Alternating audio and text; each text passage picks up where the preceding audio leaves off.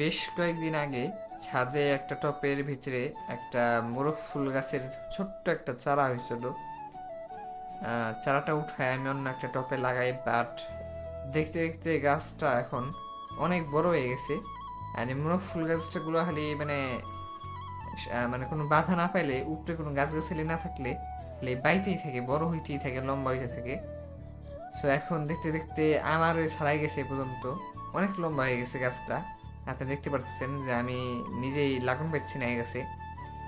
আর বলতে গেলে এই গাছটারে দেখতে অনেকটা মাঝে সাথে আমি মনে করতাম যে ডাঁটা গাছ নাকি, কারণ ওই পথে দেখা যায় এই সে ডাঁটা গাছের মতো অনেকটা দেখা যায়।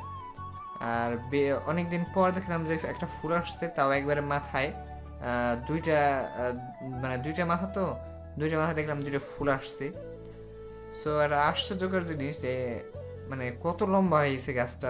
মনে হয় 1 মাসও হয় নাই, 3 সপ্তাহের মতো 4 সপ্তাহের মতো হয়েছে। বাট গাছটা অনেক লম্বা হয়ে গেছে মাশাল্লাহ। আর ফুলটা দেখতে ভালো লাগতেছে। সো আজকে এই পর্যন্তই, সবাই ভালো থাকবেন। আল্লাহ হাফেজ।